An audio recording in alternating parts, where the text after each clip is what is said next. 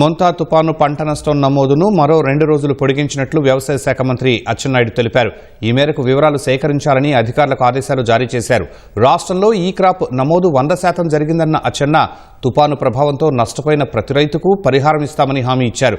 ఈ క్రాప్ నమోదు చేయలేదని జగన్ అబద్దాలు చెబుతున్నారన్న అచ్చెన్న జగన్ వస్తే వివరాలు చూపిస్తామని వెల్లడించారు.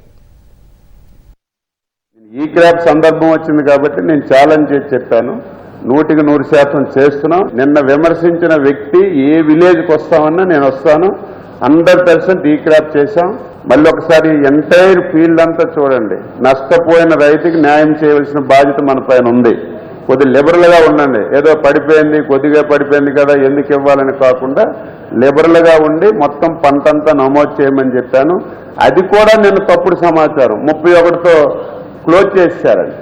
31తో క్లోజ్ చేయలేదు. మళ్ళీ నిన్నే మాట్లాడి 5 రోజులు ఎక్స్టెన్షన్ కూడా ఇచ్చాను. చివరి రైతు ఎక్కడ నష్టం జరిగిందో వాళ్ళు నమోదైనంత వరకు కూడా క్లారిటీ ఇచ్చాం. మళ్ళీ 4 రోజులు ఎక్స్టెన్షన్ చేసి ఇంకా ఎవరైనా మిగిలిపోతే ఇంకొక 2 రోజులు ఎక్స్టెన్షన్ చేయడానికి కూడా ఇబ్బంది లేదు. ఎమ్మెల్యేస్ కూడా చెప్తున్నాం, మీ ఏరియాలో ఎక్కడైనా పంట పోతే ఏ వస్తువు మీరు మాట్లాడుకొని నమోదు చేయించమని చెప్పి కూడా కోరుతున్నాను.